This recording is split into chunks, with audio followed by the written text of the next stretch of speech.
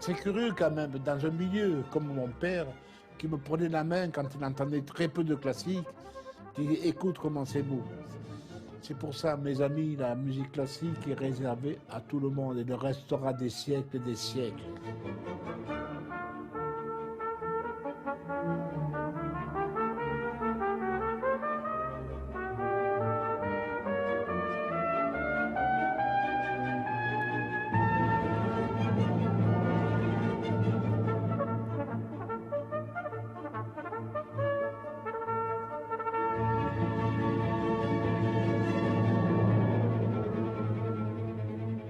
Comment vous épousez un musicien, mais vous n'avez pas réfléchi?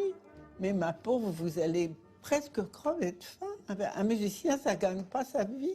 C'est quelqu'un qui a toujours su travailler, ne pas profiter de ce nom, mais le travailler, le respecter et surtout le développer. On aurait dit véritablement que c'était le couple magique qui avait été inventé dès les origines.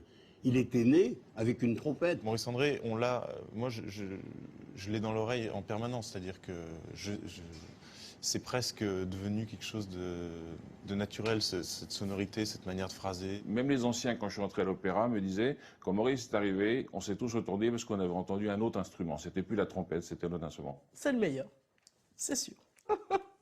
C'est vrai qu'il est le meilleur, Maurice André. Maurice André, deux prénoms devenus un nom synonyme de musique, synonyme de trompette, synonyme de lumière sonore, synonyme d'or fondu qui vous pénètre par les oreilles, qui vous réchauffe le cœur. Écoutez.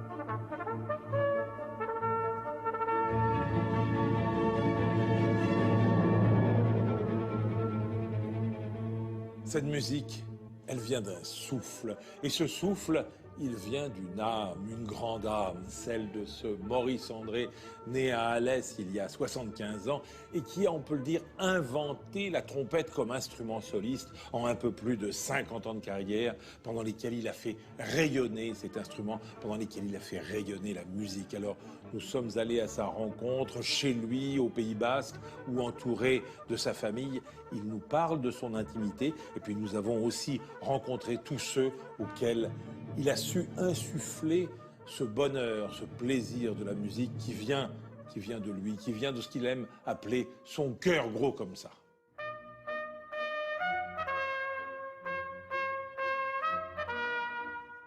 Merci Maurice de nous recevoir chez vous à Urrugne. Pourquoi est-ce que vous vous êtes installé ici au Pays Basque? Mais le Pays Basque paraît loin de Paris et tout ça, mais c'est un pays merveilleux. J'ai choisi ce pays parce qu'on y est bien. J'aime beaucoup les Basques qui ont du caractère, et ils ont à peu près le même caractère que les Cévenols. Je viens des Cévennes, j'ai ancien mineur de fond dans les Cévennes, et j'ai trouvé des gens de caractère. Mon père était un trompettiste amateur, il arrondissait ses fins du mois en faisant des petits bals populaires qu'on appelait dans le Midi des fêtes votives, mais qui jouait très très très bien.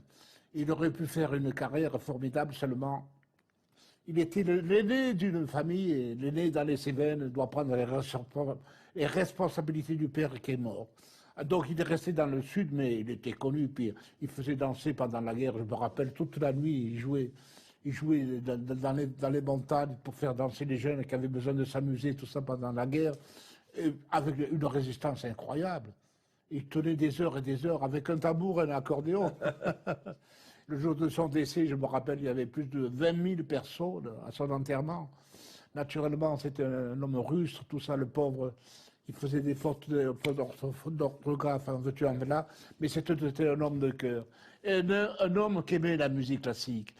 Parce que certaines personnes ont dit que la musique classique était réservée à une certaine élite. Pas du tout. Dès qu'il entendait un petit morceau classique à la radio, il y en avait très peu. À l'époque, il n'y en a pas assez encore. Il pleurait. Il me prenait par la main, il me dit, écoute Maurice, comment c'est beau, écoute comment c'est beau.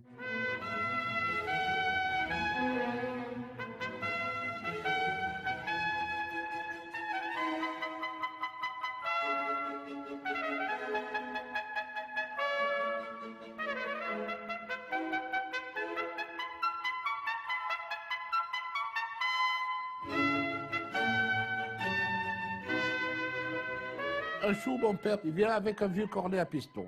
Il me dit, voilà, je t'ai ramené un cornet à piston, Maurice. Alors j'ai joué le cornet à piston, et au début, le cornet à piston, c'était naturellement pour moi les notes, il m'a pris les doigtés, tout ça. Et je jouais une chanson très populaire à l'époque. Et tous les copains, les voisins des mines disaient, tu te rends compte, Maurice, ça fait 1 semaine qu'il a un cornet à piston, il joue bye bye Lili, bye bye Lili, il y avait 3 notes. Ma mère m'a souvent vu endormi sur la trompette, parce qu'en plus, plus tard, je faisais des petits bals populaires, où je rentrais à 4h, 5h du matin, 4h, et à 5h, hop, il fallait retourner dans la mine. Mais alors, vous aviez l'énergie d'aller à la mine après? Ah oui, oui. Mais c'est quand je revenais de la mine que j'étais endormi. Ma maman a toujours été ignare de musique. Elle chantait même faux. Quand elle chantait la Marseillaise, allons aux enfants de la patrie. Papa était très doué. Mais elle rêvait de quelque chose pour vous, votre maman? Mais maman, elle aurait aimé que je reste dans les mines, quoi, naturellement. Mon mari pensait qu'il ferait de la musique, mais mon mari le voyait à Paris, il était la garde républicaine.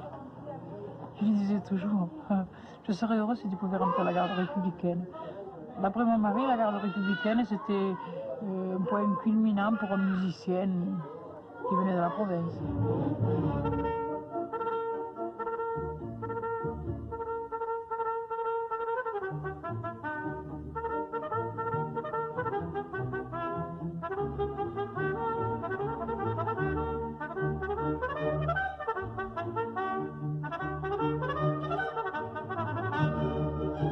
Il travaillait à la mine, hein. Et lorsqu'il arrivait de la mine, à 4 heures, il goûtait. Et lorsqu'il avait goûté, allez, il s'enfermait dans sa chambre. Et là-bas sur son lit, il s'installait, solfège, trompette. Des heures, oui, madame. Tout le quartier résonnait. Oh oui, il y a les voisins qui disent.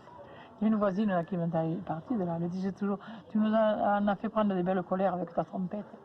Tu as empêché les messieurs qui étaient à la mine, qui dormaient, de dormir.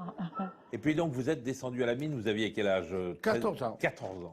Moi, au début, j'ai fait, naturellement, il y avait 15 jours d'apprentissage, où on apprenait à couper du bois avec une hache pour faire les boiseries, Pour l'électricité, soutenir les galeries de mine. les galeries pour pas que ça vous tombe sur la tête, et puis l'électricité, la maçonnerie et tout, et puis comment ça s'appelle, la manœuvre, c'est-à-dire les bennes, sortir les berlines de la mine. Un jour, il y a des gens qui ont visité la mine, des gens bien, et il y a une dame qui a dit à l'ingénieur, oh là là là là, quel âge il a ce garçon là? Oh, 14 ans. Alors, elle a dit, oh là là, 14 ans, ça va être dur pour ce jeune homme. Et l'ingénieur, c'est resté gravé. Oh non, c'est pas dur, c'est pas dur. Ils sont habitués, ils sont habitués. Si vous vous rendez compte de la gifle qu'on a reçue, ce manque de respect humain. C'est mon meilleur copain qui joue la clarinette. Un copain qui n'a pas voulu me suivre à Paris. Je l'avais décidé, je lui avais écrit, viens me rejoindre. Et son père n'a pas voulu, malheureusement. Avant que j'aurais passé sur une carrière comme toi, mais j'étais assez doué quand même. Oui. Oui, on va venir, oui. On va aller voir la cage de machin. Oui, cette histoire de Marcel, c'est de la peine. Oui. D'ailleurs, on sent qu'il a du regret. Hein. Vous pensez, il faisait une carrière à coup sûr, on était les 2 meilleurs éléments de la musique hein, de Rochebelle. À coup sûr, et puis alors... Son père n'a pas voulu. Non. Mais il joue quand même toujours. Oui, naturellement, il fait des balles et puis des machines, mais enfin de le voir là, et puis... de voir moi qui réussis, puis il commence...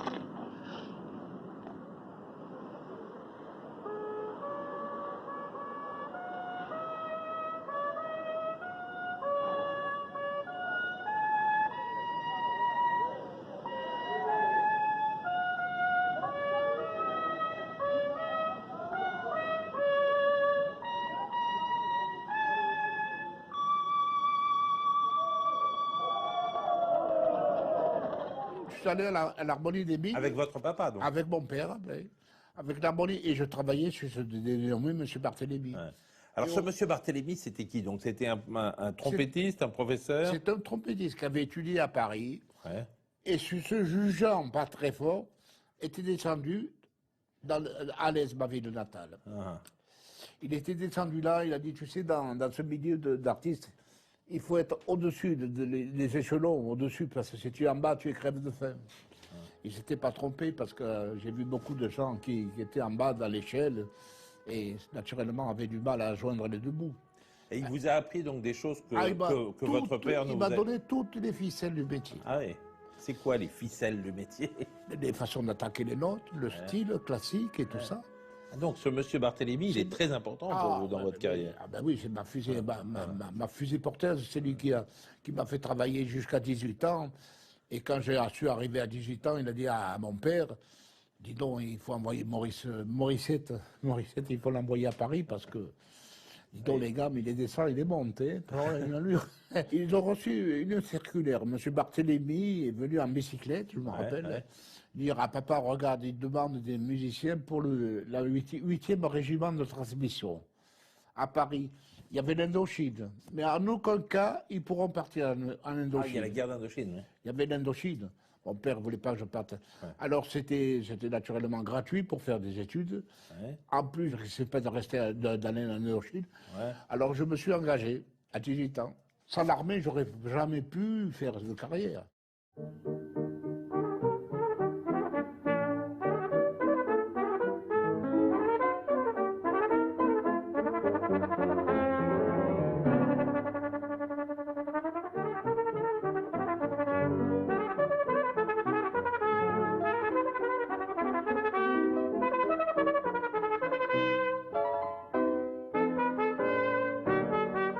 Je suis rentré au conservatoire chez Raymond Sabariche, qui a été ma troisième forte fusée. Oui. Le premier trimestre que je suis rentré au conservatoire de Paris, et il m'a mis à la porte parce que je n'avais pas travaillé des études. Voilà. Mais j'étais rentré déjà.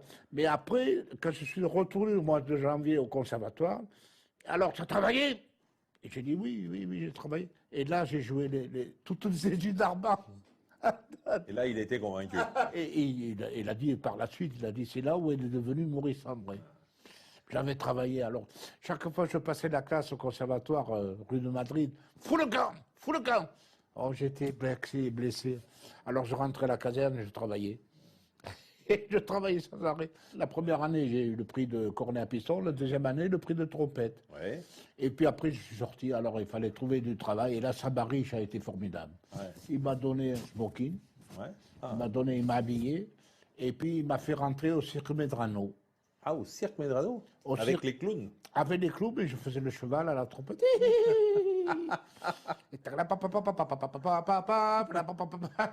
Et c'était bien, alors ça donnait des lèvres, parce que c'est dur, la musique, bien sûr, qu'il faut souffler sans arrêt.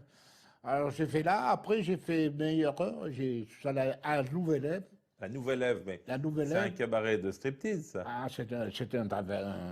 c'était un cabaret où les filles se mettaient à poil.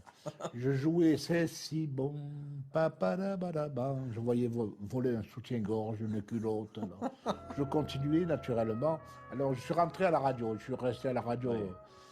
La radio symphonique. À cette époque, on avait l'opéra, on avait tous les postes sûrs.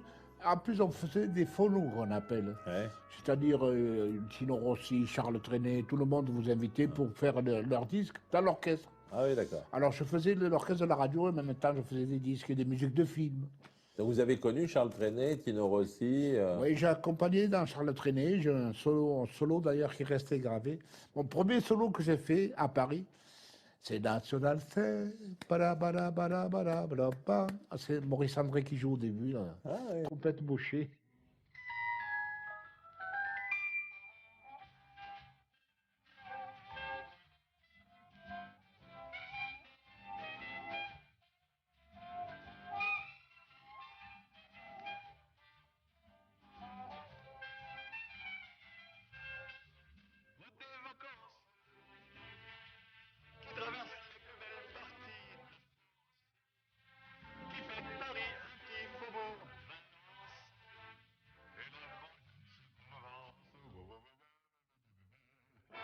avait un petit groupe de musiciens autour de moi, un trompettiste, un saxophoniste, un trombone, batterie, basse, guitare, et moi au piano. Et le trompettiste avait demandé à Henri Salvador une augmentation. Et Henri Salvador avait refusé de l'augmenter. Et il avait déniché un jeune trompettiste qui sortait du conservatoire, qui jouait très bien de la trompette, mais qui n'avait aucun sens de la musique de jazz et de variété dont on avait besoin pour accompagner Henri, mais qui jouait même magnifiquement de la trompette, et de façon très rigoureuse, et c'était Sondré. À 30 ans, il y a les membres du jury qui s'occupent du concours de Munich m'avaient invité comme trompettiste pour aller du jury. J'avais 30 ans déjà, à l'âge mûr déjà, pour être du membre du jury. Et un jour, on faisait un disque à comment ça s'appelle, à Paris, à la Salle Wagram. On enregistrait à la Salle Wagram, et il y a Delmotte qui est un grand trompettiste. Il me dit, toi, la boîte à concours, tu devrais faire de Munich, regarde, c'est payé, c'est bien payé. J'ai dit, mais ils m'ont invité il y a pas longtemps pour être du jury. Ah mais du jury, pour être du jury, donner 3 000 ou 4 000 marques. Et le concours était 25 000 marques. Ah mais j'ai dit, je préfère concourir. Mais là, je l'ai toujours pris, j'ai toujours fait pour une blague méridionale. Oui, mais vous vous êtes présenté. Et je me suis présenté, j'ai eu le premier prix.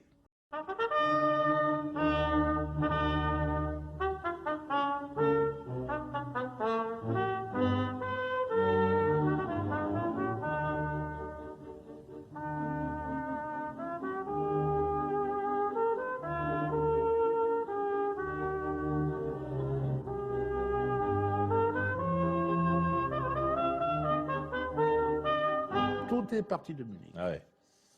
Tout est parti de Munich. Ils ont vu la télévision, Karajan, Karl Böhm, Karl Richter, Münchinger, Ristenpark. Ils ont dit, ce trompettiste, oh là là, il faut le faire revenir. Alors ils l'ont invité. Voilà, la Philharmonie de Berlin, avec Maître Karajan, et vous voudrez faire un disque. Je dis, qu'est-ce que vous dites? Vous vous rendez compte? Karajan, oui, oui, avec Karajan, la Philharmonie de Berlin, ils veulent faire un disque. Alors j'ai fait un disque avec Karajan qui a été le disque le plus vendu de ma vie.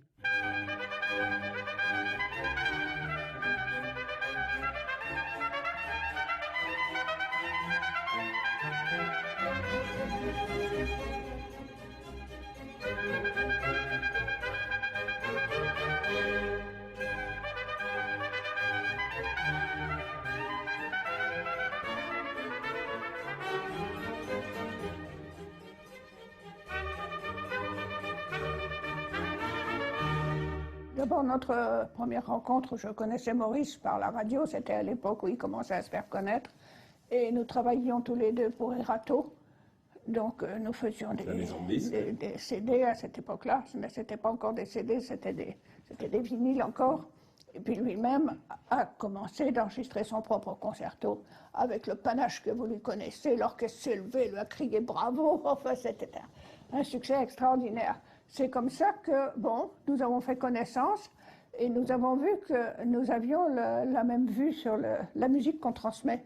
La musique qu'on ne fait pas pour soi, si on le fait pour soi un peu, mais c'est une façon de communiquer avec les autres. Et c'est là que, c'est pas moi qui ai pris l'initiative, c'est Maurice qui m'a demandé si je voudrais pas venir jouer avec lui, parce qu'à l'époque, il travaillait avec un orchestre de chambre, mais il n'était pas tellement content, il s'est aperçu qu'un orgue, j'ai tous les jeux de l'orchestre ici, et avec l'acoustique d'une église, évidemment, ça faisait sonner mon orgue et ça trompette d'une façon merveilleuse.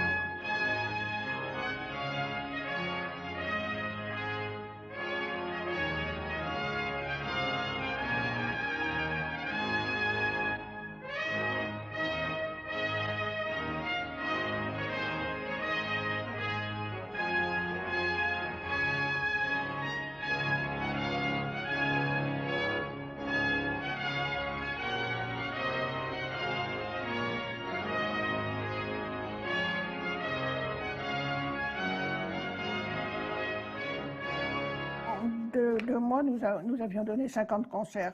En Ça combien? marchait bien. Oh, En 2 mois? oh oui, 50 Bah, concerts en 2 oui, mois? bah oui. Presque tous les jours. tous les jours. Tous les jours, on prenait la voiture à midi. Alors, Maurice s'arrêtait dans la nature pour travailler. Il a dû vous raconter qu'il adorait ça, travailler en plein air. Quand il faisait beau, c'était à l'automne. Et puis, nous étions dans le centre de la France, Clermont-Ferrand. C'est une très jolie région. Bon, à un moment, il s'arrêtait pour travailler. Moi, j'arrivais un peu à l'avance pour voir ce qu'était l'orgue et comment j'allais m'arranger. Et puis, on était tout prêt pour le concert. On dînait, on dormait et le lendemain, on recommençait. Ah oui, vous Voilà. étiez des musiciens nomades? Ah bah oui, nous, vraiment, les gens du cirque. Ah ouais. Oui, oui, oui.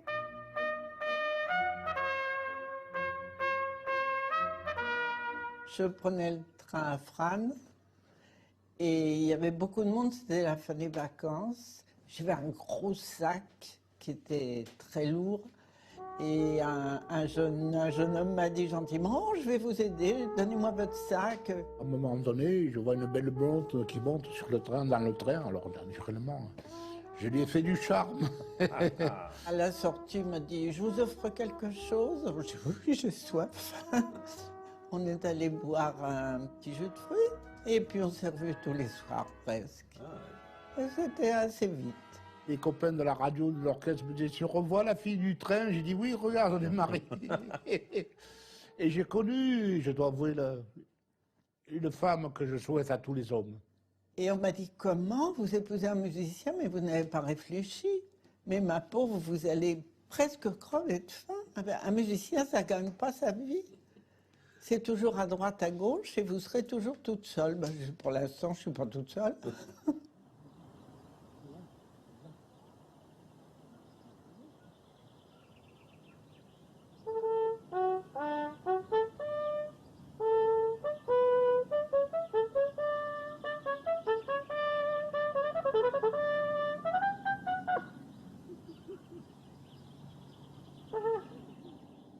C'est pas toujours facile quand on est enfant parce que on a besoin d'avoir ses parents à la maison et des fois c'est vrai qu'ils partaient peut-être 1 mois et demi. Ils revenaient peut-être une après-midi et repartaient derrière. Alors quand on est enfant, on a un peu gros sur la patate. On n'a pas envie de comprendre pourquoi. Enfin, on ne sait pas pourquoi, mais surtout on ne comprend pas. Mais ce qui a permis de tenir toujours cette vie de famille, donc déjà ma mère était toujours derrière, ça a toujours été le 50% de la réussite de sa carrière.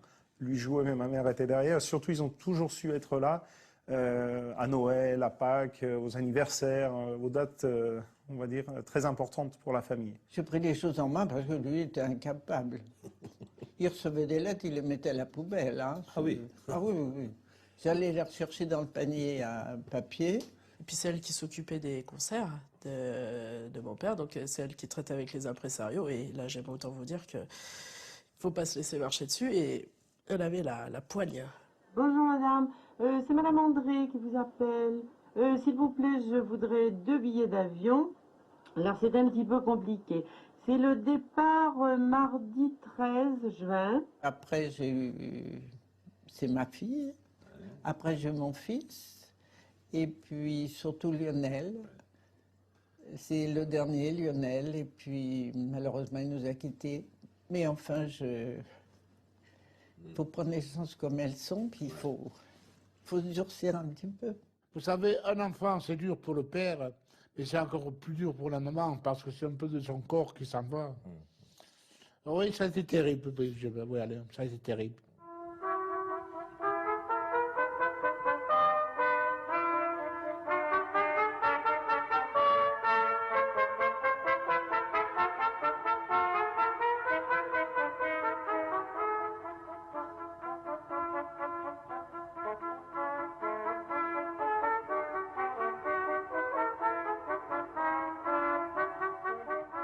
Dès qu'il arrivait, c'était ses premières questions. Comment se sont passés les cours? Donc 2 solfèges, 2 hautbois ou 2 trompettes pour mon frère. Et valait mieux que ça. Fil droit. Après le reste, ça allait. Mais ça, c'était le plus important, voilà.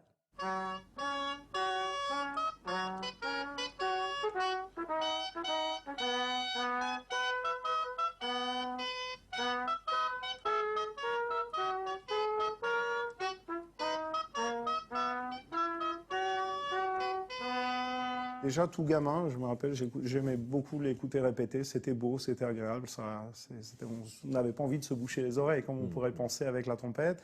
Et je pense que donc lui m'a transmis, peut-être pas spécialement en me donnant un cours, mais tout simplement en l'écoutant.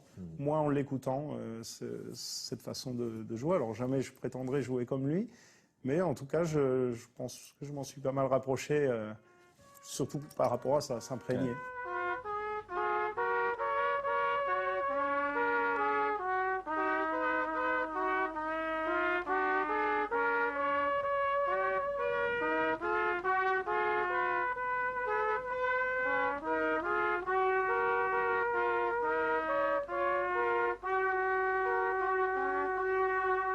Nicolas est trompettiste. Il a fait un très mauvais début. C'était le fils de Maurice André, il ne travaillait pas assez. Maintenant, je vous certifie que Nicolas est très, très, très, très bon. D'ailleurs, quand il a joué dans mes concerts orgue et trompette, là, les derniers que j'ai fait, tout le monde me dit « Oh là là !» Donc, il est très doué. Béatrice est très douée, mais elle ne travaille pas assez. Elle travaille le hautbois, elle. Elle fait du hautbois. Mais je voudrais qu'elle fasse un peu plus.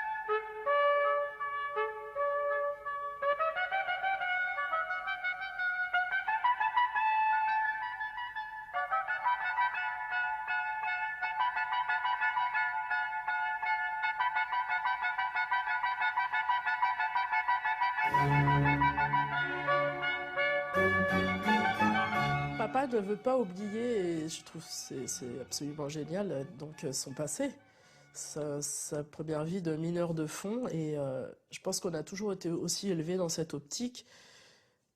Je pense pas que l'on soit trop prétentieux avec Nicolas, parce que c'est vrai qu'on aime en fait les choses simples aussi. On sait ce que c'est de travailler, puisqu'on travaille depuis très jeune, et je pense que c'est très important de rester la tête froide et de ne pas oublier qui on a été. Bien que nous, on est arrivé dans plutôt un cocon doré, mais on n'oublie pas ce que papa a été dans le temps, ma famille, parce que ma famille donc était famille de mineurs. Et non, c'est bien de ne pas oublier tout ça. Il s'est toujours intéressé à nos études. Il voulait toujours qu'on fasse aussi un minimum de 2 langues, les plus parlées dans le monde, pour pouvoir toujours nous amener avec la musique à passer certaines frontières. Non, mais toujours intéressé à tout, au sport, aux études, à la musique. Et comme je disais, qu'on soit bien occupé surtout, pour pas avoir le temps d'aller faire les andouilles.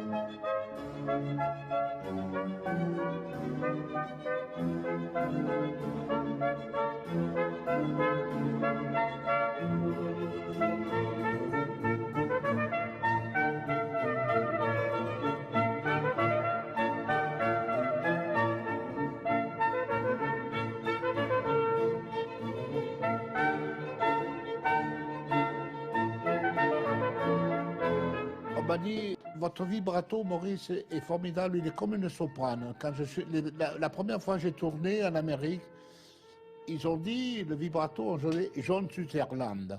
Ah oui, John Sutherland, pas John mal. Sutherland. C'est pour ça que j'ai fait un disque d'opéra après. Ouais, Je ne savais pas ce que ça allait donner. Mais ce vibrato, quand je faisais des petits bals populaires, j'ai joué la mer ou revoir Paris, padam, padam. Ah, je vibrais avec la main. Je suis arrivé à Paris, il m'a fait. Non, je vibrais avec la lèvre. Je suis arrivé à Paris, je m'a fait vibrer à la main. Alors c'est un mélange de vibrato avec la main et avec le machin. Si j'ai à me décrire, je joue dans le style, pas baroqueux, parce qu'il pousse les sons, mais baroqueux, froid, et avec un peu de vibrato quand je veux. C'est vrai qu'il y a beaucoup de grands musiciens, mais les trompettistes obéissent quand même à une discipline tout à fait particulière. D'abord, c'est la difficulté de la bouche, parce que certains, véritablement, ils perdent presque vraiment leur vie à force de souffler dans cette trompette. Mais là, il était, avec son instrument, il était accouplé parfaitement. On aurait dit véritablement que c'était le couple magique qui avait été inventé dès les origines. Il était né avec une trompette. Maurice a cette chose dans le son, une espèce de clarté dans le son qui le différencie de tout le monde. Donc on peut dire que Maurice est un peu à part de tout le monde, parce qu'il y avait d'autres élèves de Savariche qui n'avaient pas les caractéristiques de Maurice. Maurice, c'est un martien quelque part qui a amené la trompette à un niveau qui n'existait pas. Même les anciens, quand je suis entré à l'opéra, me disaient, quand Maurice est arrivé, on s'est tous retournés parce qu'on avait entendu un autre instrument. C'était plus la trompette, c'était un autre instrument. Maurice André, c'était vraiment l'idole de ma jeunesse et de toute cette génération de trompettistes et des générations d'avant. Je pense qu'il le restera pour les générations d'après. Celui qui m'a parlé d'abord de lui, c'est Karajan, avec une formule magique, parce qu'il m'avait dit il faudrait que tu puisses rencontrer vraiment Maurice André. Alors je connaissais Maurice André comme ça, de réputation, mais je ne l'avais jamais vu. Et il a ajouté, c'est sûrement le plus grand trompettiste, mais il n'est pas de notre monde. Alors lui, ça veut dire quoi? Mais il est resté un peu dans ce qu'il était autrefois. C'est toujours un mineur. Il n'arrive pas véritablement à fréquenter ses nouveaux amis. Il n'arrive pas à rentrer dans le grand monde de la musique. C'était pas une condamnation, mais c'était chez lui un étonnement.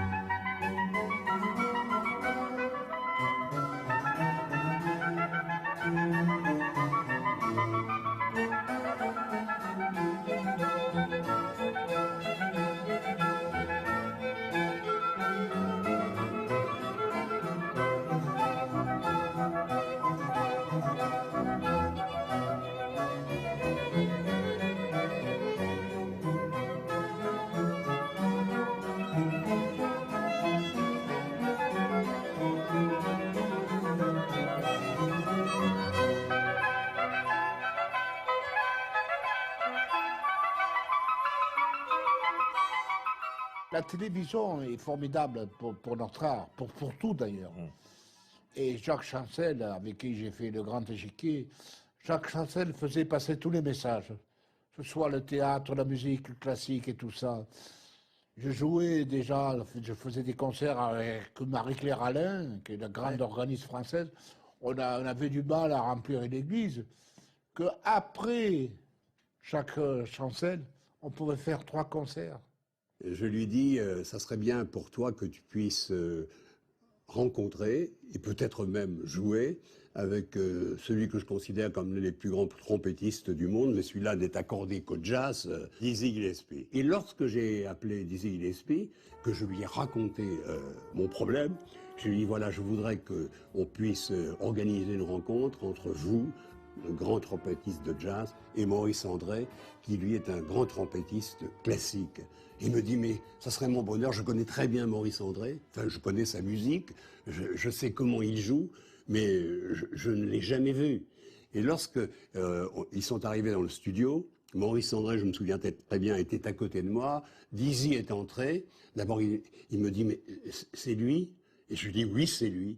Et alors il s'est levé, et Dizzy Gillespie n'a pas attendu véritablement que l'autre lui tende les bras, il lui est tombé totalement dans les bras, Et c'était déjà gagné dès le départ. Oui, avec Dizzy Gillespie, il était très connu par la pavillon, la trompette en l'air, le pavillon en l'air. Ouais. Alors moi, j'ai fait dessouder ma trompette.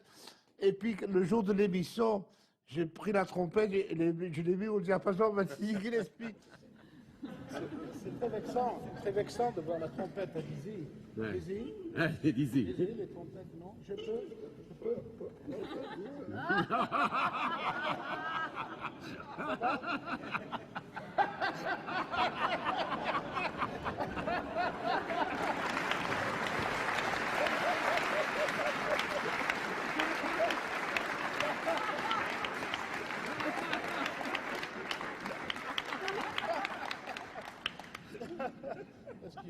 C'est très pratique, mais j'y suis pas habitué. Enfin, on va voir ce qu'il en sort. Vous voyez un peu l'horizon quand même. Ok, Dizzy.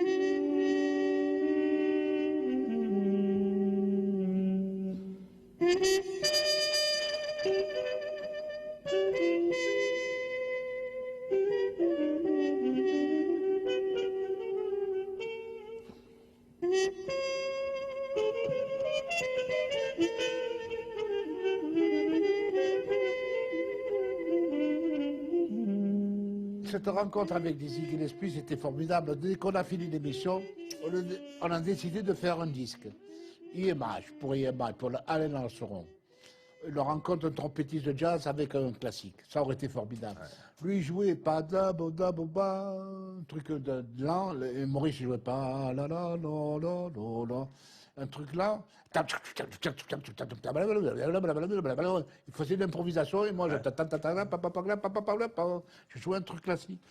Et puis notre cher Dizzy Gillespie, que j'aimais tant, mon frère de couleur est mort de cancer.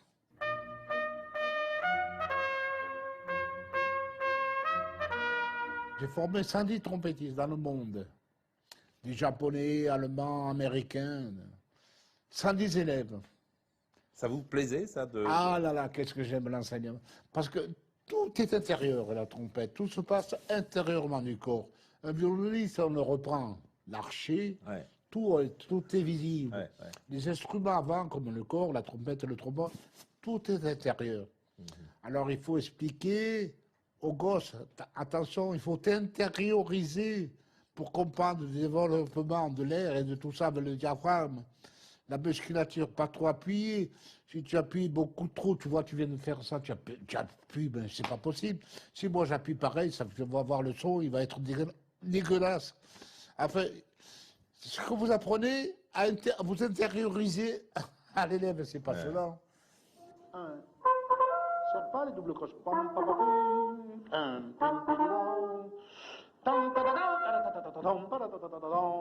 Fais-moi voir la suite.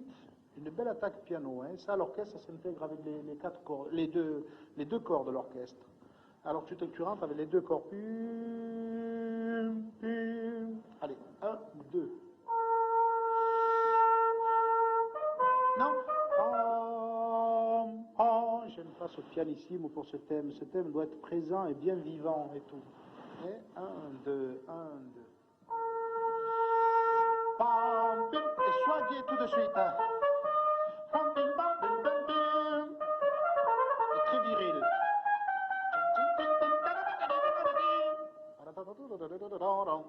Alors la suite, ces fanfares, ces appels. On avait tous en 16-20 ans et quand Maurice était là, d'abord lui il était là bien avant nous. Nous on arrivait à 8h30, lui il était là depuis 2 heures, il chauffait, il préparait ses programmes. Et il était déjà en très bonne forme instrumentale alors que nous, on était à peine réveillés. Et puis c'était des cours incroyables, mais encore une fois, très proches. Il ne créait pas une distance avec les gens, il créait une proximité qui faisait que tout le monde se sentait bien. Ça, c'était formidable. Quand il y a eu, je dirais, une forme d'imitation chez certains élèves, c'était, je pense, assez inconscient, parce que l'admiration était obligatoire chez Maurice. Lui n'a jamais forcé les gens à jouer quoi que ce soit d'une façon au contraire. Et ça a été formidable aussi, c'est que avec lui, il prenait en compte la personnalité de chacun et les possibilités techniques de chacun. Il dit, pour toi, pour cet exercice-là, tu devrais plutôt faire ça, parce que tu vas voir dans telle circonstance, en concert par exemple, tu ne pourras pas faire ce que tu veux si tu ne fais pas ça. Donc il avait toujours un aspect très pratique qui était lié aux possibilités de chacun. Moi, je me surprends souvent à jouer une phrase et je me dis, ah oui, non, mais ça, c'est...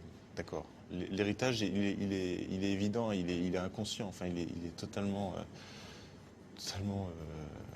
voilà. Intégré en vous. Intégré complètement. Donc il n'y a pas la volonté de faire exactement comme, mais on se retrouve beaucoup plus souvent que ce qu'on croit à avoir une idée géniale qu'on a déjà entendue en fait avant. Ce qu'il fallait, c'est qu'il y ait du bon goût, que ce soit toujours très propre et toujours très joli. C'était son mot, il fallait que ce soit joli. La trompette, ça doit être beau, il y prenait toujours l'exemple des chanteurs, des grandes chanteuses, et pour lui, il fallait que ce soit ça, la trompette. Mais dans tous mes voyages, je me débrouille à savoir où il y a une place de trompette solo, une place de première trompette dans un orchestre de radio, de télévision, d'orchestre d'opéra. Et ce qui est formidable, je trouve, dans mes voyages, je rencontre toujours mes pions que j'ai casés un peu à droite et à gauche. J'en ai à l'Opéra de Copenhague, j'en ai en Amérique, à Dallas, j'en ai à New York, j'en ai trompette solo à Luxembourg. L'école de trompette est toujours bien portée, mais attention, ça réagit dans tous les pays du monde. Le dernier concours, c'est des pays comme l'Espagne, et puis Venezuela. Alors justement, à propos de l'Espagne, il y a un jeune Espagnol qui travaille aussi avec votre fils Nicolas, Oui. Qui s'appelle Ruben. Ruben, oui. Hein? Vous le faites travailler aussi? Oui, moi je le prends tous les mois à peu près, mon fils le prend tous les 15 jours. Et il a concouru à Paris d'ailleurs, au concours Maurice André, avec un vibrato terrible. Alors là, j'ai dit, il faut le sauver ce gamin, parce qu'il est surdoué.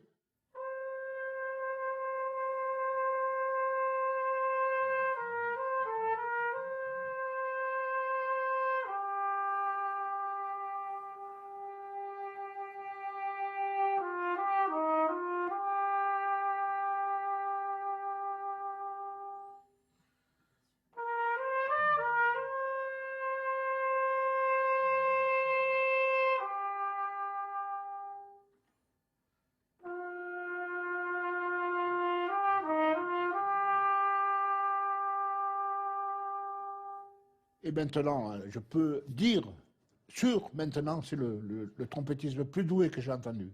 Le successeur de Maurice André? Ah, je ne sais pas si Maurice André était doué.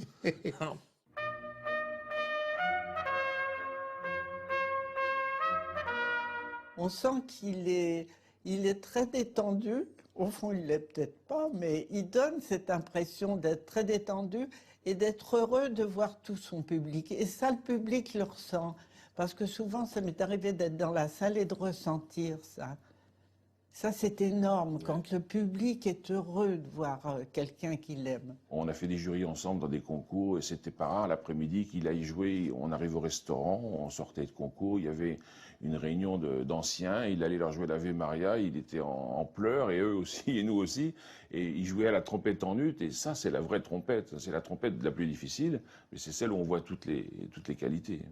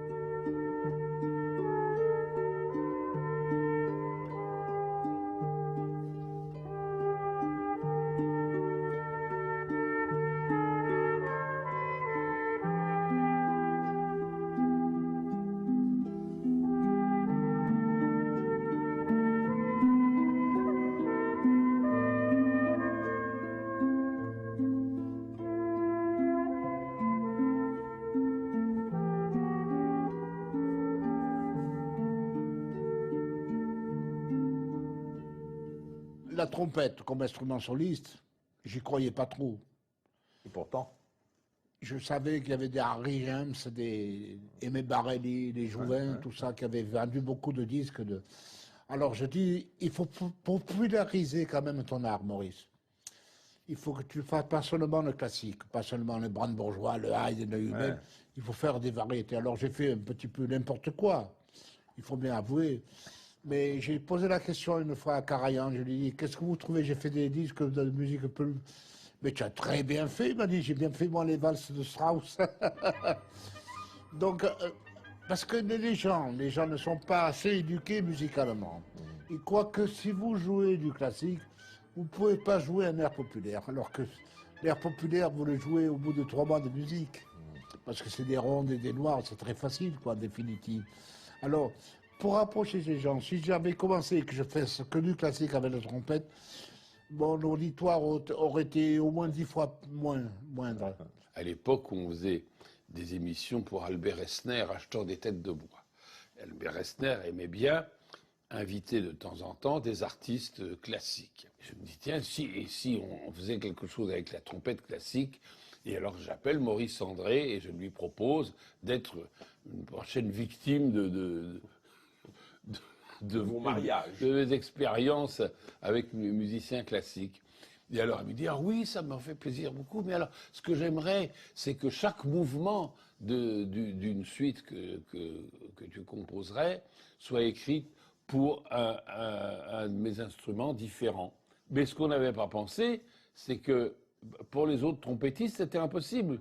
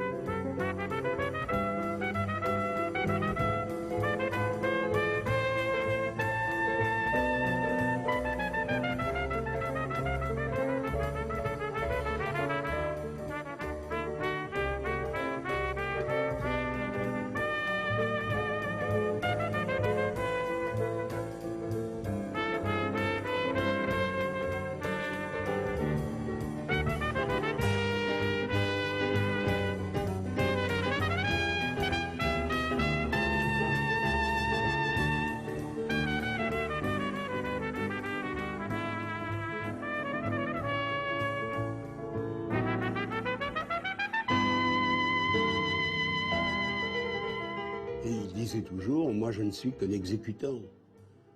Le génie, il est ailleurs.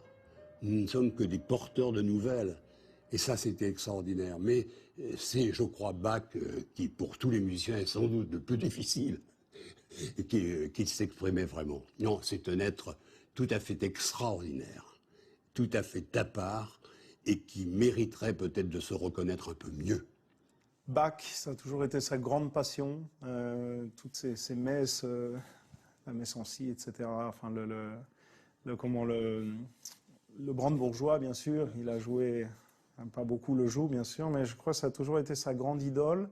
Le baroque, j'irais même plus loin, plus qu'un compositeur, une époque, c'est vraiment son empreinte. Ouais. Mais Bach a toujours été son idole et c'est encore une fois difficile. Je pense que tout ce qu'il a touché, il l'a toujours fait avec goût. Ouais. Toujours. Même si tout le monde n'est pas d'accord. Je préfère toujours Bach. Ouais, ouais. D'ailleurs, Bach, dans tous les conservatoires du monde, le plus grand musicien de tous les temps, Alors Bach, en plus, Bach a écrit beaucoup pour tous les instruments. Comme Mozart, il n'a pas écrit très intéressant pour la trompette. Il y a la dominante, la quinte, l'accompagnement. Et il fait passer la trompette que Bach. Il a fait participer tous les instrumentistes dans son édifice musical. Et qu'est-ce que c'est beau.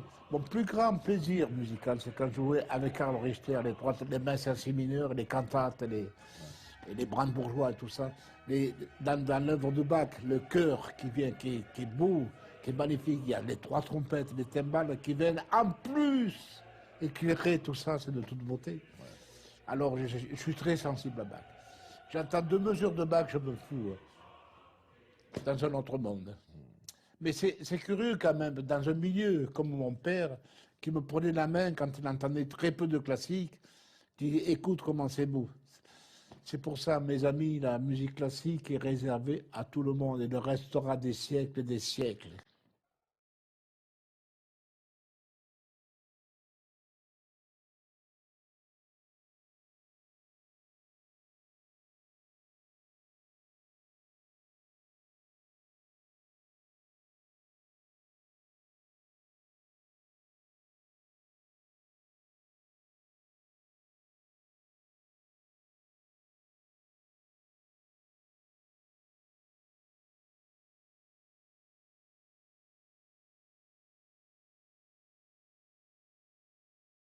Et je me souviens qu'à un certain moment, on parlait de musique, parce qu'il adorait vraiment parler de toutes les musiques, et je lui avais demandé, vous aimez la musique contemporaine? Et il me répond, ah non, pas du tout, parce que c'est un bruit qui me rappelle trop la mine. Ça avait été effroyable, et d'ailleurs, dans les gazettes, le lendemain, on avait beaucoup parlé de son expression, les gens qui sacrifiaient la musique contemporaine n'étaient pas particulièrement contents. Mais lui, ça l'amusait. Il me dit, mais il fallait que je le dise. Il est arrivé avec le disque, et ça c'est la chance qu'il a eue, s'il a eu des chances, il y a celle-là, c'est qu'il a grandi en même temps que le disque, donc il s'est fait connaître en faisant une quantité de disques incroyable. On parlait de David Guerrier par exemple, qui est un génie de la trompette, hein, c'est un martien aussi. Le problème de David Guerrier, c'est qu'il ne pourra jamais enregistrer autant de disques que Maurice, ne serait-ce que parce que Maurice les a déjà faits. Le marché du disque étant ce qu'il est, il n'aura pas ce moyen, ce média pour communiquer avec son public. Je me rappelle, à l'âge de 7 ans, j'écoutais en boucle le final du concerto de Haydn avec Maurice André. Je rentrais chez moi et je mettais le disque. Et mes parents, au bout d'un moment, ils ont dit, bon, tu sais, il y a d'autres mouvements sur le disque, et c'est vrai que bon, après j'ai eu une autre phase avec le concerto brandebourgeois, toujours le final, mais c'était quelque chose de très très présent à mes débuts en tout cas. Mais quand on regarde l'histoire de la trompette, savez-vous que le violon, le piano, c'est nos bébés, c'est des bambinous? La trompette de Géricault, la trompette du jugement dernier date de 6000 ans avant Jésus-Christ. Ouais. Alors je voudrais qu'il y ait plus de respect pour nos instruments.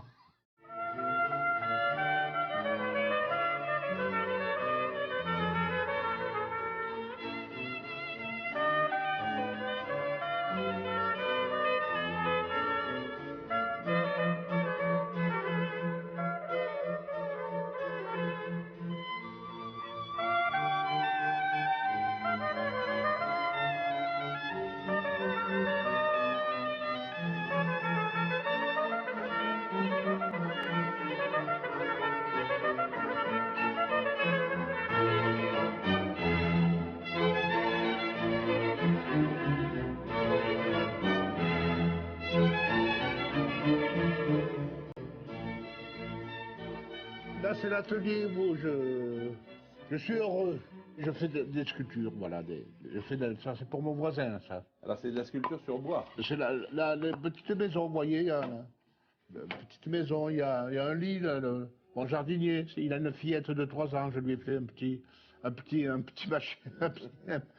lit, des petites maisons, des petits bancs, enfin, je bricole, quoi. Depuis que je suis à la retraite, c'est-à-dire depuis un mois, j'ai fini mon dernier concert à Béziers. Je prends le temps, je déguste, vous savez, comme quand j'étais jeune en faisant l'amour. Tranquillement, prendre son temps. C'est tellement important de déguster. C'était un bon vin, un bon machin, une petite maisonnette comme ça. Regardez celle-là, si elle est belle. Hein. Ouais. Elle va être magnifique. Je suis heureux. Ouais. Je suis heureux parce que, naturellement, papa me disait toujours, une retraite se prépare autant qu'une carrière. Je crois que s'il fallait définir Maurice André, je dirais, en tout cas dans son cadre à lui, c'est un humaniste qui ne se sait pas. Il n'a jamais reconnu sa véritable dimension. Aujourd'hui encore, il ne doit pas la reconnaître. Il doit, aujourd'hui, j'en suis persuadé, d'ailleurs il me le disait, il doit s'étonner d'être ce qu'il est devenu. Il ne s'y attendait pas. C'est vraiment pour lui la surprise des surprises. Donc c'est un homme simple. Il n'est pas comme certains qui, n'ayant pas de talent, croient que les autres vont leur reconnaître du génie. Il était le contraire de tout ça. La plus belle récompense que j'ai eue de mes copains des mines d'Alès, tu t'es bien reclassé, toi, Maurice. C'est pas beau. Qu'est-ce que demande l'être humain? Il demande d'être assis, tout ça.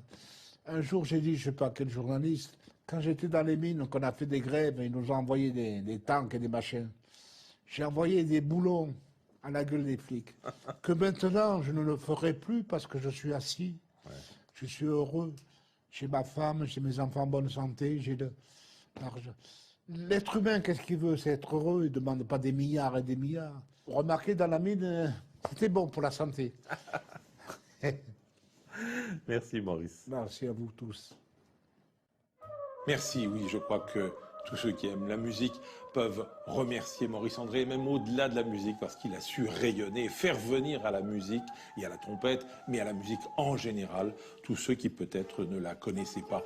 Mais ça ne s'arrête pas là. Bien sûr, il arrête sa carrière aujourd'hui, une carrière bien remplie, mais il a derrière lui un chiffre que je veux vous citer quand même, parce qu'il est marquant. 285, oui, Maurice André a enregistré 285 disques, ce qui fait qu'il est le musicien français qui a le plus publié de disques, d'autant que ces 285 disques se sont vendus à plus d'1,5 million d'exemplaires. C'est vous dire le rayonnement qui continue de cette musique. Alors, évidemment, je ne vais pas vous citer les 285 disques, j'en ai sélectionné 4. Celui-ci, Maurice André, c'est un double CD avec un très beau livret qui raconte sa vie. C'est probablement une manière de traverser l'ensemble de son œuvre, depuis la musique baroque jusqu'à jusqu'à Nino Rota, disons, jusqu'à tout ce qu'il a pu toucher, et tout ce qu'il touchait devenait or lors de cette trompette. Il y a ce fameux disque, celui qui s'est le plus vendu de tous ces disques, le disque avec Herbert von Karajan et la Philharmonie de Berlin, avec entre autres le concerto de Hummel qu'on a entendu durant cette émission. Et puis il y a ce double CD fameux, La trompette du siècle, et c'est vrai que c'est la trompette du siècle, Maurice André, où il a réuni aussi toute une série de pièces variées qui le représentent. Et puis il y a évidemment l'album du 75e anniversaire, celui qui vient de paraître. Tous ces disques, mais beaucoup d'autres, qui vous permettent d'aller à la rencontre de cette grande âme, de ce grand cœur, et puis qui vous permettent de vous réchauffer le cœur en répondant peut-être, pour Maurice, à cette injonction que lui disait son père, cette phrase qu'il aime répéter de son père, « Le soleil doit pouvoir briller pour tout le monde ».